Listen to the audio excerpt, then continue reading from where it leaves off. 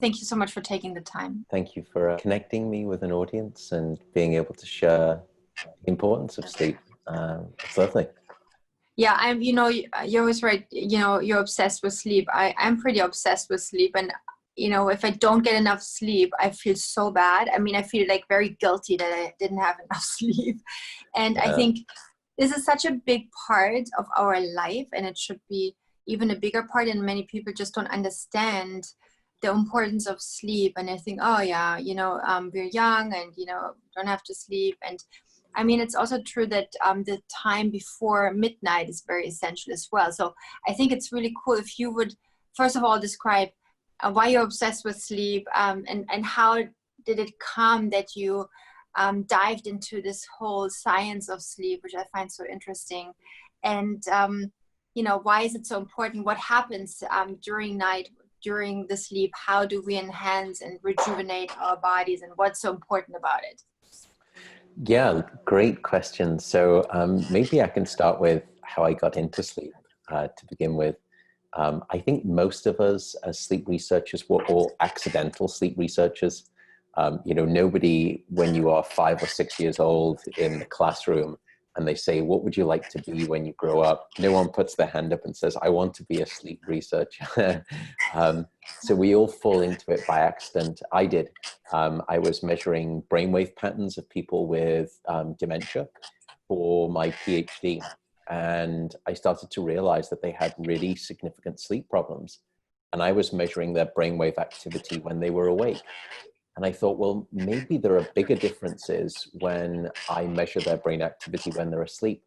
So I started measuring sleep. And at that point, I realized, and that was 20 years ago, a very simple question could not be answered, which was, why do we sleep? And at that point, the best answer that everyone had was the reason that we sleep is to cure sleepiness, which is largely useless Yeah. as an answer. So I wanted to address that question, and I fell in love with sleep. And it's been a 20-year love affair, and I'm still trying to answer that question. The question still fascinates me, but in the past 20 years, a little bit of my work, but mostly from other great scientists in the field, we've learned so much about sleep. And in fact, we've now had to change the question. No longer do we have to ask, what is sleep good for? Instead, we have to ask, is there anything in the brain or the body that isn't enhanced by sleep when we get it, or detrimentally impaired when we don't get enough? And the answer seems to be no. So that's been my sort of journey into sleep. And I would also say that in response to your second question, how can we think about sleep and what it does for us? I think the simplest way to answer that would be to say, sleep is the single most effective thing we can do to reset our brain and body health each and every day. There is no major organ system of the body, and there is no operation of the mind that isn't wonderfully enhanced by sleep when we get it, or demonstrably impaired when we don't get enough. It's like charging your phone in a way. It really is. And it's, you can think of sleep almost like your life support system.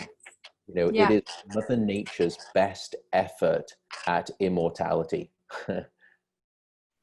So if we don't get enough sleep, our brain functions are not the same. Our memory is not working the same. We don't transport the memory in our long-term memory. Our immune system basically shuts down dramatically. There's so much negativity to it. How can we figure out personally how much sleep we need? And would you say everybody needs 8 hours and that's it? Because some people just tell me, oh, I sleep 5 hours, I'm good. It's how can we figure it out for each one of us? So there is a range. You're absolutely right. And it's the recommendation right now is somewhere between 7 to 9 hours of sleep a night for most adults. Once you start to drop below 7 hours, that's when we can measure impairments in your brain function and also your body. Yeah.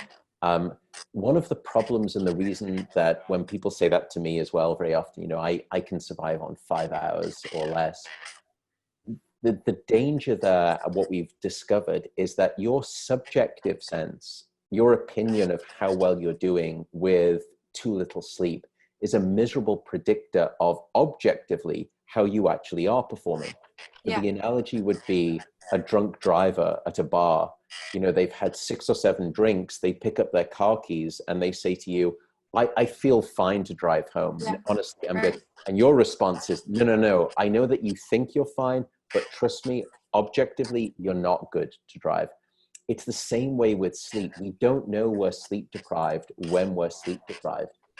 So less than 5 hours or 5 hours or less is really insufficient. We know that it comes with a marked increased risk of cardiovascular disease, of diabetes, of obesity, of Alzheimer's disease, and we can talk about that in a little bit more detail. Yeah. Stroke, as well as depression, anxiety, suicidality, and also certain forms of cancer because of an impairment in your immune system. So I think So anxiety, yeah, sorry. You go ahead. Yes, you know, yeah, well, I was just going to say that I think the recommendation is between 7 to 9 hours. And the second question that you asked, which was a very elegant one, how do we know if we're getting enough? And there's lots of different signs. I think the most simple one would be to say, if you use an alarm clock to wake up in the morning and the alarm didn't go off, would you sleep past that alarm? And if the answer is yes, then your body is and your brain is not done sleeping yet. It still Right. needs more. There's other more subtle symptoms. If you are irritable, if you have anxiety, if you are using caffeine throughout the day to keep you awake and you feel as though you can't function without caffeine, then you are self-medicating your state of sleep deprivation. And then also hunger. There's a very strong relationship between sleep and your craving for food, what type of food you like, and also your hunger levels. And so if you find yourself not being satisfied with what you're eating and you're not getting sufficient sleep, that's a good sign as well. So that's a lot of information. I hope that's not too much. Also, when you're tired, you're hungry. No, you try to compensate tiredness with food. And also, do you think coffee per se should be cut off, or coffee after a certain hour? Because people say, you know, I need a coffee in the morning. Me personally, I drink a coffee in the morning because otherwise I get headaches. But then I don't. But some people, they drink espresso at night, and this definitely disturbs your sleep, right? It does. So I don't want to be puritanical. You know, life is to be lived, and I'm not here to tell anyone how to live their life. I'm just here to tell you about sleep, inform you about the science, and then you can make your choices in life. And in terms of coffee, there are actually some health benefits to coffee if you look at the data. So I definitely wouldn't say don't drink coffee. I think it's fine to drink coffee in the morning, but try to cut caffeine off at around about midday. Try not to drink caffeine in the afternoon or evening. And the reason is caffeine has what we call a half-life of about 5 to 6 hours. In other words, after 5 to 6 hours, 50% of the caffeine is still in your brain and body. That means that caffeine has a quarter life of between 10 to 12 hours. Why am I telling you this? Well, if you have a cup of coffee at 2 p.m. in the afternoon, that's the equivalent of getting into bed, let's say at midnight, and when you turn the light out, and you swig a quarter of a cup of coffee, and then you try to get to bed. It's not going to work. So a quarter of that caffeine is still in your brain at midnight if you have coffee at 2. So, and we know that caffeine can disrupt not just how easy it is to fall asleep and also disrupt how hard it is to stay asleep, but caffeine can also decrease the amount of deep sleep that you have. And this is why when people say, I have an espresso with dinner in the evening and I fall asleep fine and I stay asleep, even if that's true, you may not be going into deep sleep. And when you wake up the next morning, you don't feel refreshed, you're restored by that. This is the same with alcohol. You know, when you drink alcohol in the evening, it's easy to fall asleep, but then you have a very superficial sleep and you don't get into the sleep, and then you feel it in the morning as well. So alcohol is this same example in a way. Yeah, alcohol is another problematic people use it as a sleep aid, but it's actually not a sleep aid. It's very detrimental. Most people think if I have a little, drink just in the evening, it helps me fall asleep. It's actually not true. Alcohol is in a class of drugs that we call the sedatives. And sedation is not sleep. But when you have a drink in the evening, you mistake the sedation to think that it's sleep. So that's the first problem. You're not going into natural sleep with alcohol. The second problem is alcohol will make your sleep very fragmented. So you wake up lots of times throughout the night. And then the third problem with alcohol is that it can block your REM sleep, what we call dream sleep, Right. which is a critical type of sleep for things like emotional and mental health. And also the less and less REM sleep that you have, the higher and higher your mortality risk.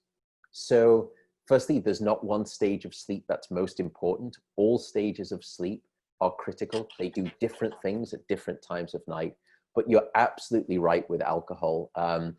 Again, I don't want to sound, if people would like a drink every now and again, that's great. To know.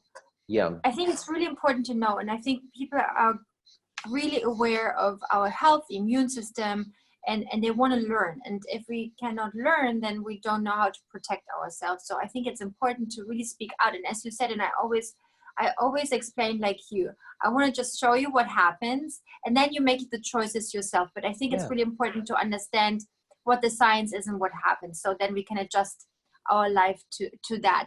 So another thing I really talk a lot about is inflammation, and how inflammation destructs tissue and is crucial for your overall health, and obviously also the skin. And it has a lot to do with sleep, and especially in stressful times, and when we have like a rising of cortisol levels, it also interferes with our sleep rhythm, and it causes even more inflammation. So it's like a vicious cycle. Same with anxiety. We have anxiety, can't sleep, but then we don't sleep and get even more anxiety.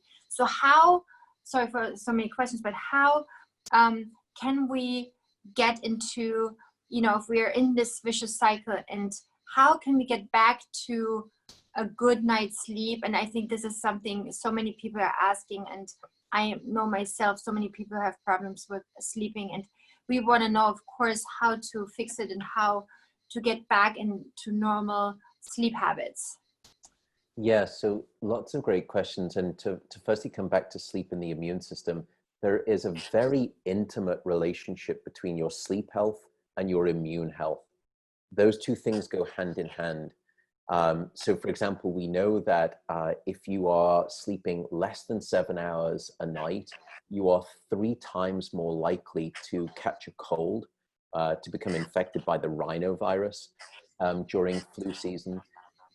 We also know that women who are sleeping 5 hours or less a night are 70% more likely to develop pneumonia, which of course is a very relevant condition considering the COVID situation right now.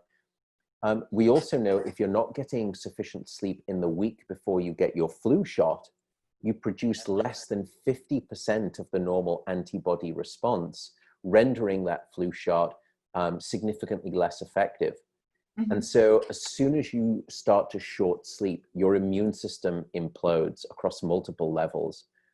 And this is the reason why, if you've been getting sick a lot, and you speak to your parents, your father or your mother will say, you've been getting sick a lot. Are you sleeping enough? And everyone knows it's true, but science supports that. It's also critical for the skin. You're absolutely right. And I think we sometimes forget that the skin is not just about, our appearance and feeling confident and having that important confidence. The skin is the biggest sense organ that we have of the body. And it's also the first line defense against immune attack. We are cocooned in this beautiful membrane that we call the skin. And if we don't take care of it by way of sleep or just being mindful of its health, we can break down the first line defense against infection very quickly. So I think that that's hopefully a very quick introduction to how critical sleep is for immune health. How do we get better sleep? I think there are probably 6 things that people can do tonight to start trying to sleep better.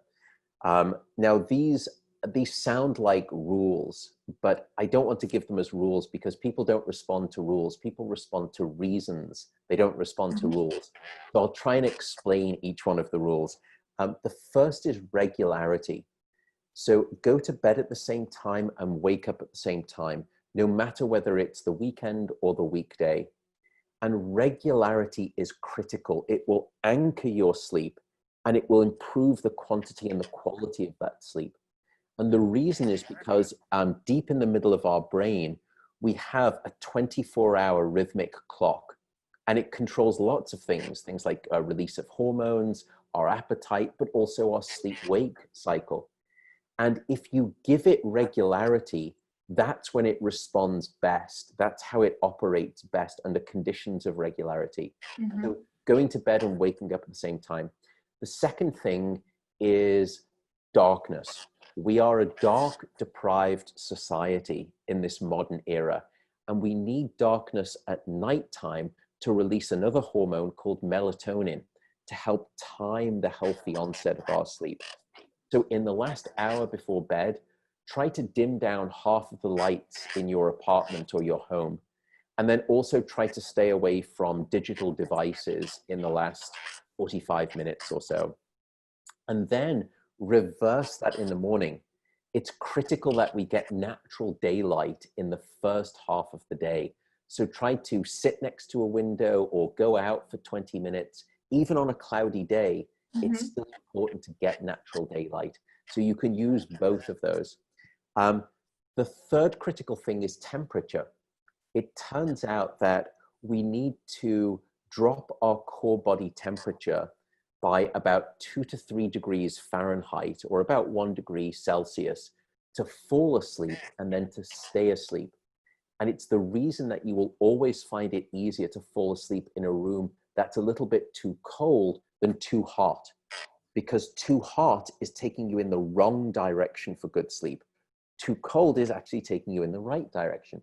So aim for a bedroom temperature of somewhere between 65 to 68 degrees. It sounds cold, and it's okay to wear socks or have a hot water bottle at the end of the bed for your feet, but try to get it cold.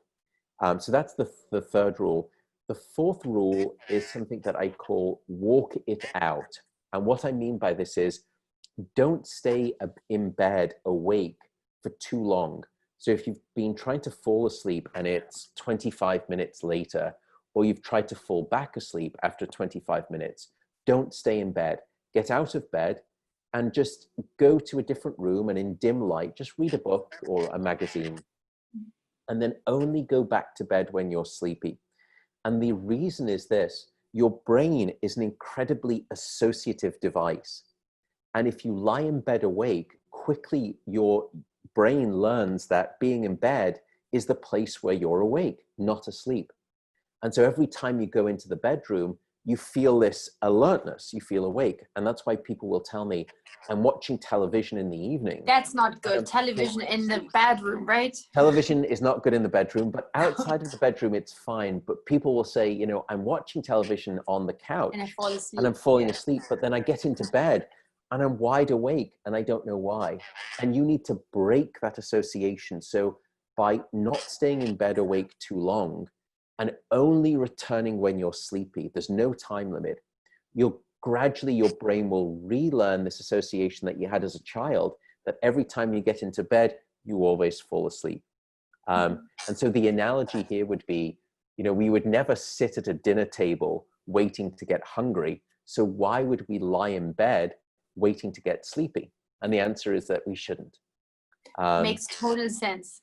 The fifth one is something we've already spoken about, which is try to avoid caffeine in the afternoon and evening, and just be mindful of your alcohol. And the final one is have some kind of a wind down routine in the evening before you go to bed. Many of us think that sleep is like a light switch, that as soon as we get into bed, we should immediately be able to fall asleep. And sleep is not like that. Sleep is much more like trying to land a plane. It gradually takes time for you to come down and land onto that nice, secure surface. So do whatever works for you. Light stretches, meditation, reading a book, having a hot bath or a shower, any one of these things, you know, sort of massaging, sort of putting lotions on or cream, just something that's a routine. In other words, it's a ritual. And then whatever works and relaxes you, disengages you from email and social media, and do that every night. And that's the final piece of advice. The last thing I would say is, these are tips for better sleep. But if you have a sleep disorder like insomnia or sleep apnea, which is heavy snoring, none of this is going to work. And it would be like the equivalent of me as an athletic coach, as an Olympic coach, giving you lots of tips to improve your performance. But if you have a broken ankle, none of those tips are going to help you. We've got to fix your broken ankle by going to a doctor. Right. Have a sleep disorder, please go and see a doctor. So what if you want to go and see you? So my sleep center here at the University of California, Berkeley, is a research center where we do both clinical and sleep research. But I also have several startup companies, and one of them we've just launched, which is a company called Shuni. This is, you can go to Shuni, it's SHUNI.io. And it is a digital sleep therapy if you have insomnia. And so we have clinically trained sleep therapists, some of the best from places like Stanford University. And you don't have to be in the United States. It's online, it's digital, it's with an actual therapist in video. And we are designed to treat and diagnose insomnia. So people can go and look at that resource if they like, and that's where they can get help. And I'm a co-founder and the chief scientific operator. Shuni.io. So that's right. Tell me how you sleep. When do you go to bed, and how many hours do you sleep? So I practice what I preach, not because I want to be some advertisement for sleep. It's just because you believe in it. You believe in it. Exactly. And it's the reason that, you know, the reason that you take care of your skin and you do all of the, you know, the incredible health work for yourself is not necessarily because, you know, it's part of a business. It's because you know of the scientific and medical importance, and that's why you invest in it. And it's the same way for me with sleep. You know, if you knew everything I knew about sleep, you couldn't think of any better health insurance policy than this thing called an 8-hour sleep opportunity. So for example, in my family, there's a very strong risk of cardiovascular disease, a very strong history. And I don't want to die prematurely. And I also know that sleep is the best form of blood pressure medication that you could ever wish for. Yeah. It's beautiful. So I sleep for selfish reasons because I'd like to try and stay alive and healthy for as long as I can. And what we know is that the shorter your sleep, the shorter your life. Short sleep predicts all-cause mortality. So I typically give myself about 8 hours and 15 minutes of a sleep opportunity. And usually I get between about 7 hours and 40 minutes to about 8 hours and 5 minutes. That's how much sleep I get. But to get that, what we sometimes don't realize is that to get 7 hours of sleep, you probably need to be in bed at least 8 hours because of how sleep works. And I go to bed at just about the same time every night, and I wake up at the same time every morning. The only time that I won't go to bed at the same time is if I'm not feeling sleepy, then I will resist going to bed because I know I don't want to be in bed awake.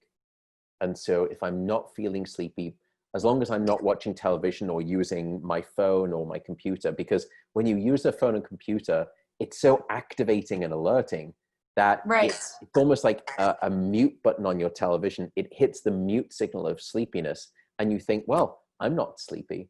But if the power went out and you couldn't use your phone, you would realize, gosh, I am sleepy. It's just these devices make me awake. But if I'm not using technology, it's dim light, and I still don't feel sleepy, then I'll try to resist. I'll wait for 10 minutes or 15 minutes. But that's my sleep routine, and it's selfish just because I don't want to die or have disease and sickness any earlier than is necessary. I follow a total anti-inflammatory lifestyle if I can. Of course, when you travel and have jet lag and, you can't follow a certain diet, but especially during quarantine, when we had to be in lockdown, I went to bed mostly with my 5-year-old. Like at 8 or 8:30, I had the best sleep for 4 months, which was great. Yeah. And, following the anti-inflammatory diet and trying to disconnect from devices and news, which can also disrupt your sleep because you're getting so nervous and get anxiety about the situation going on. I think this is also something. Lots of people are on the TV watching news and until late, also from bed, obviously. But I feel also, in the bedroom there shouldn't be like an Apple TV on Wi-Fi radiation all the time. There shouldn't be your phone charging in your room. My kid, my 24-year-old, I taught her from the beginning, the phone needs to be in the kitchen. It can't be in your bedroom. It's really bad for you. And, switch the TV light off, even the little blue light, when you go to hotel rooms, everything is on, it's like super light in the room, and this disturbs your sleep. And I think, really making sure to have this sleep. And as you said, and that's why I'm so obsessed also with you, because and I wanted to have a little bit the scientific stamp on it, what I'm saying all the time, because I also don't want to preach to people. I just really like to assure people that, their health could be so much better. And especially right now in these situations, what's going on, you want to be your healthiest yourself in order to stay alive. Yeah. Yeah, I think it's such an important point. And, technology, I understand, it brings us lots of wonderful benefits, but the invasion of technology into the bedroom has been a problem. And so if you can try to leave your technology outside of it, also try not to check your technology the first thing when you wake up in the morning. That's what most people do. They reach. Oh, most people do that, and I'm guilty too. I'm guilty. Yeah. So why do we not check it? Well, the reason is because it's something called anticipatory anxiety, and the extreme version of this is: have you ever had to wake up early to catch a flight or to go to a job interview? And you know that night of sleep, it's not very deep. It's very fitful. No, because you have it in your brain already. Exactly, oh, you have to. You're basically already up for the flight. You don't even have to. Yes. That's right, because you're anticipating something that's anxiety. Now, when we do this with our phones every day, we wake up and we swipe right, and then this wave of anxiety, this tsunami of anxiety comes flooding into our brain. And what you do is you train your brain every day to expect this wave of anxiety. So every time you go to bed at night, your brain is now thinking, well, when we wake up the next morning, it's the trigger of anxiety. It happens every time. And so it's kind of like a lower level example of the plane or the job interview. Right. And therefore the quality of your sleep cannot be as deep. So to do the experiment, if you really have to take technology into your bedroom and use your phone, the first rule is that you can only use your phone in your bedroom at night if you're standing up. And after a while, people just get tired of standing up and they say, all right, okay, that's the first rule. The second rule is try for a 1-week experiment not to check your phone until after you've brushed your teeth in the morning. And then you can check it. And just give it 5 minutes. I would do that. Try to do a second experiment where you extend it and you say, I'm not going to check my phone until after I've made my cup of coffee.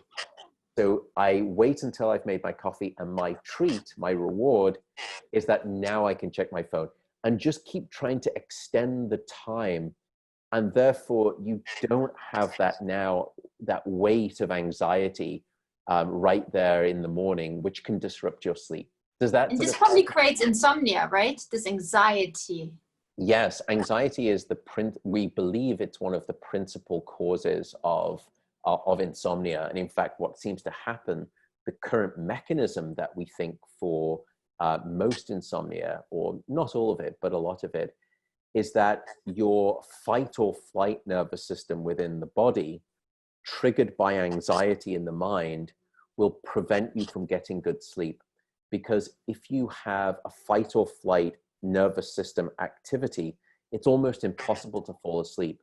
And I know people here, you know, these very busy people, and they'll tell me, you know, I get into bed and I know I'm tired, I'm really tired, but I'm so wired that I can't fall asleep. And it's what we call the tired and wired phenomenon, where your nervous system is just too activated in this fight or flight branch. So you have insomnia, even though you're desperately tired.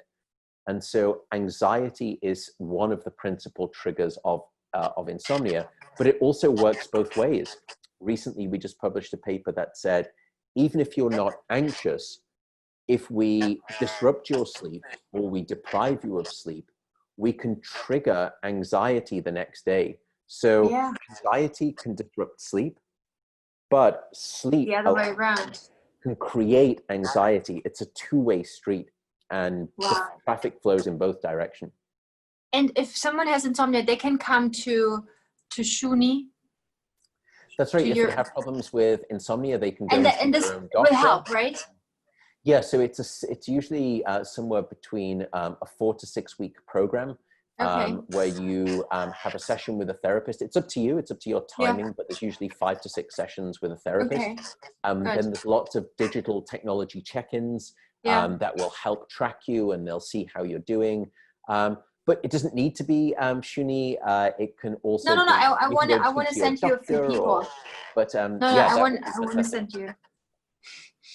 Thank you so much for your time. This is incredible. I hope I get way more opportunities to talk to you, but also maybe to meet you, come and visit you, and learn even more. It's fascinating and amazing, and it just underpins the real need for enough sleep. And I will definitely, although I'm pretty good, I'm really good sleeper, I will still try to make it even better.